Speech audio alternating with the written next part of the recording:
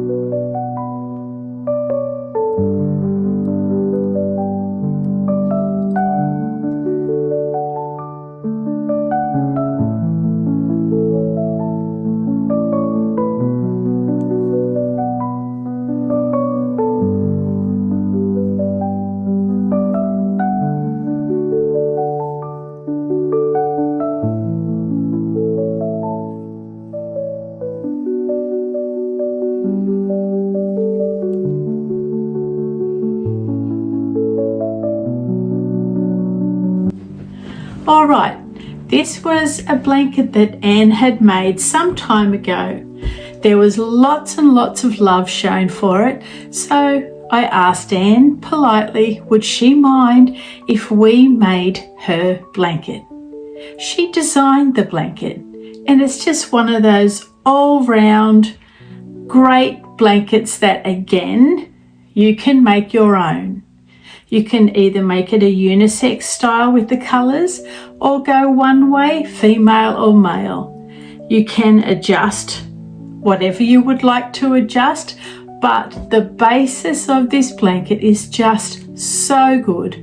It's even just wonderful as it is.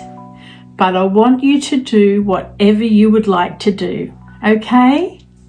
So today I'm going to just take you through a few of the details that you need to know before we get started.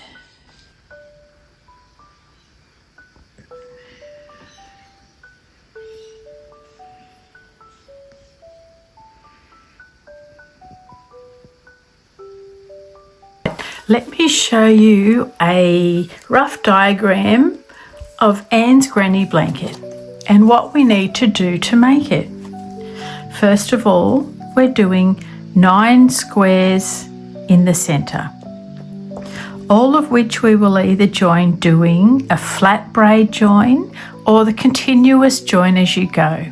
Don't worry if you don't know either of those, I'm going to show you in that section how to do them. Then, once the 9 squares are joined, Anne has done more rounds, either 2 and 3 and 2 and 2 and 2. Again, you can ad lib and make it your own.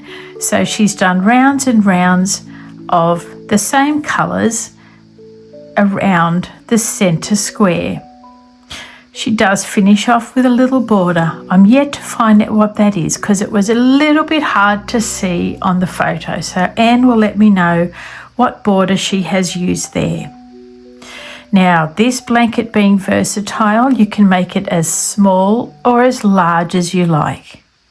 You can decrease the size of the squares in the middle, or you can increase them. You can decrease the amount of rounds around the edge, or you can increase them. What Anne has done here is, this is a centre square, rounds of 3, 2, 3, 2 and 3. Now she used her lighter colour on the 3 round sections. I chose my darker and I'm having regrets, but that's okay. That's just how things roll, don't they? You learn all the time. So what I might do for my outside rounds is to do my white and my parchment in the 3 round section and pop the navy in the 2 round section. just to swap it over. So I'll show you the colours I'm using. Anne actually used Paint Box 8-ply acrylic yarn, so that's a DK. What I have here is a paint box in the navy, a parchment in Stylecraft, and white in Stylecraft, all double knit yarn weights. Anne used a 4.5mm, as am I. I just want to start using 4.5mm to see if my work will be a bit more flowy.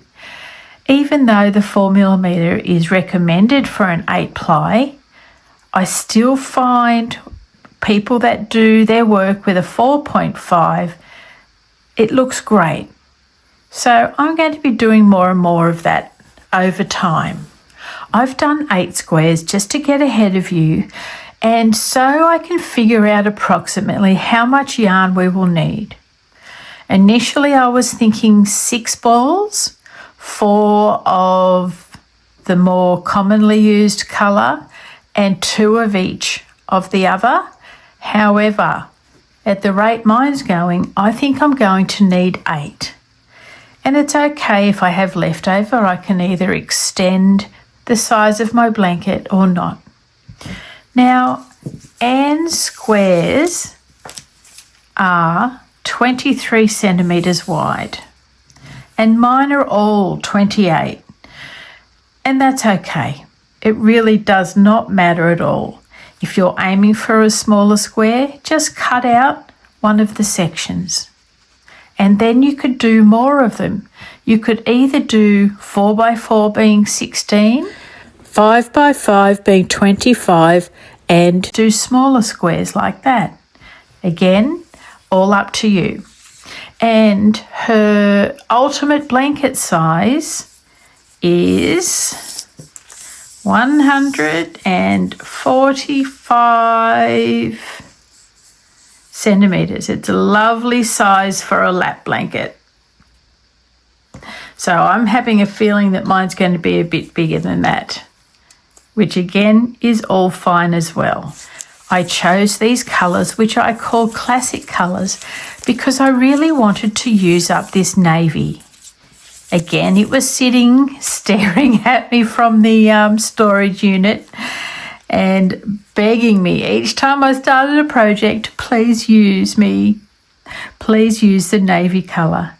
So this, to me, is the perfect blanket to use navy with some highlight colours in as well. So what I need you to do now is just stop and think.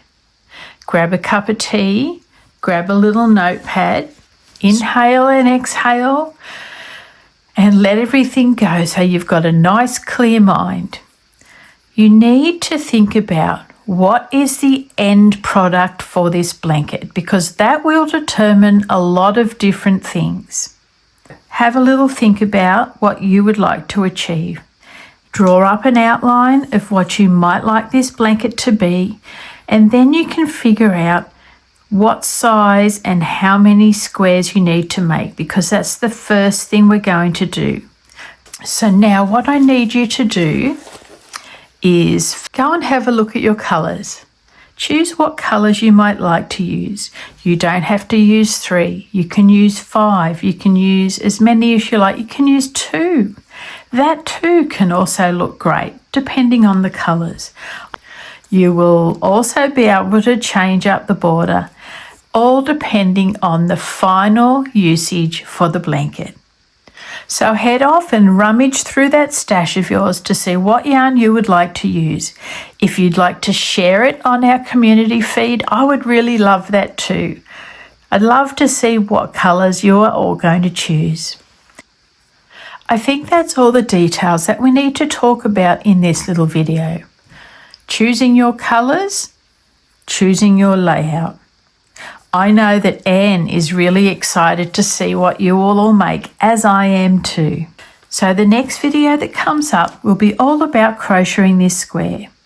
Now I did flip my work at the end of every round, and it's turned out to be a beautifully square square. Don't you love that wording? The square square. We're all after square squares, aren't we? But no, I'm really happy with the end result. So I will head off and start making the video for this one so we can get our Anne's Granny blanket underway.